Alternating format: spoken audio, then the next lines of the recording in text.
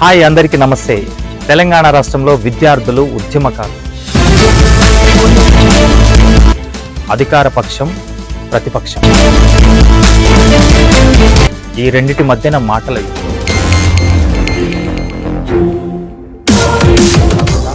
ఏ నోట విన్నా, ఏ చోటుకి వెళ్ళినా బిగ్గెస్ట్ డిస్కషన్ ఏంటంటే కంచె గచ్చిబౌలిలో ఉన్నటువంటి 400 ఎకరాల భూమి గురించి. ఈ భూమి ప్రభుత్వానిదా, యూనివర్సిటీదా అనేటువంటిది బిగ్గెస్ట్ క్వశ్చన్గా మారింది. HCU అనే సోషల్ మీడియాలలో, న్యూస్ పేపర్లలో డైలీ చూస్తున్నాం. HCU అంటే ఏందో మనం తెలుసుకోం. ఈ హైదరాబాద్ సెంట్రల్ యూనివర్సిటీ కేంద్ర ప్రభుత్వం ఆధీనంలో పనిచేసేటువంటి విద్యా సంస్థ. సరస్వతి కొలువై ఉన్నటువంటి ఈ ప్రదేశంలో ఎందుకు విద్యార్థులు లాఠీ దెబ్బలు తింటున్నారు అనేటువంటి విషయం గురించి పూర్తిగా తెలుసుకునే ప్రయత్నం. యాక్ట్ 39 ప్రకారం 1972వ సంవత్సరంలో యూనివర్సిటీ స్థాపించబడింది హైదరాబాద్లో. దీనికి మరొక పేరు హైదరాబాద్ యూనివర్సిటీ. ఇక్కడ యూజీ, పీజీ, డాక్టరేట్ అంటే PhD కోర్సులకు నిలువై ఉంది. ఇక్కడ ఉన్నటువంటి 400 ఎకరాల భూమి ఎవరిది అనే విషయం గురించి తెలుసుకోవాలంటే ఫస్ట్ మనం పూర్వ పరంపరాల గురించి కూడా డిస్కస్ చేయాలి. అదే 2004వ సంవత్సరం నారా చంద్రబాబు నాయుడు గారు ముఖ్యమంత్రిగా ఉన్నటువంటి సమయం. ఇంటర్నేషనల్ మేనేజ్మెంట్ గ్రూప్ అనేటువంటి అకాడమీకి ఈ 400 ఎకరాల భూమిని అప్పచెప్పడం జరిగింది. ఆ తర్వాత ప్రభుత్వం మారి వైఎస్ రాజశేఖర రెడ్డి గారు అధికారంలోకి రాగానే ఈ ఇంటర్నేషనల్ మేనేజ్మెంట్ గ్రూప్ IMG మీద కేసు వేయడం జరిగింది. ఇది నకిలీది, దీనికి ఎలాంటి అర్హత కలిగినటువంటి డాక్యుమెంట్స్ లేవు అనేటువంటి ఈ కేసు యొక్క వాదన.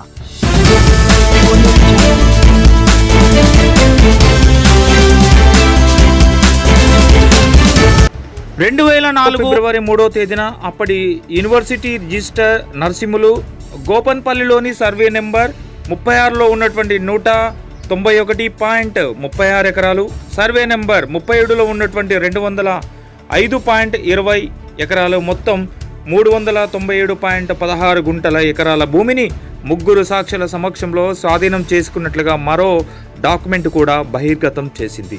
అంటే దాదాపు 21 సంవత్సరం గడుస్తూ ఉంటే 2024లో దీని తుది తీర్పు సుప్రీంకోర్టు, హైకోర్టు ఉమ్మడి తీర్పుగా వెలువడించినటువంటి విషయం మనందరికీ తెలిసినదే.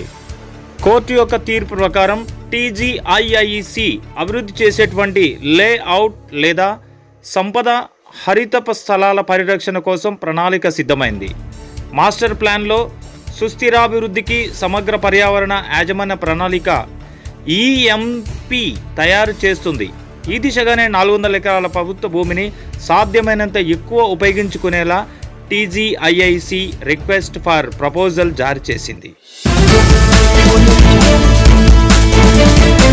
దీని ప్రకారం ఇక్కడ ఏదైనా మౌలిక వసతులు కలిగినటువంటి అధునూతన సంబంధించినటువంటి పరిశ్రమలు నెలకొల్పేటువంటి అవకాశం ప్రభుత్వానికి ఉంది. 2004 సంవత్సరం నుంచి ఇప్పటి వరకు 21 సంవత్సరాలు ఇది ప్రభుత్వ భూమిగానే కొనసాగుతూ ఉంది. ప్రభుత్వ భూమిలో నిరుపయోగంగా ఉండడం వలన చెట్లు, వృక్ష సంపద, జంతు సంపద, పక్షి సంపద అనేటువంటివి పెరిగి ఉండవచ్చు. దీన్ని ఆసరా చేసుకునే అటు ప్రతిపక్షాలు, విద్యార్థి నాయకులు పర్యావరణానికి సంబంధించిన ప్రాంతంగా గుర్తించాలని రిక్వెస్ట్ చేస్తున్నారు, ఆందోళన బాట పడుతున్నారు. అయితే ప్రభుత్వానికి మనం విజ్ఞప్తి చేయవలసింది, నిజంగా ఇక్కడ పర్యావరణం అనేది ఉంటే, ప్రజలకు హాని చేసే విధంగా ఉంటే, విద్యా సంస్థకు నష్టం కలిగించేదిగా ఉంటే దీన్ని కాపాడవలసినటువంటి బాధ్యత ప్రభుత్వాంది అని చెప్పేసి మనం రిక్వెస్ట్ చేయాలి, ఆందోళన చేయవద్దు.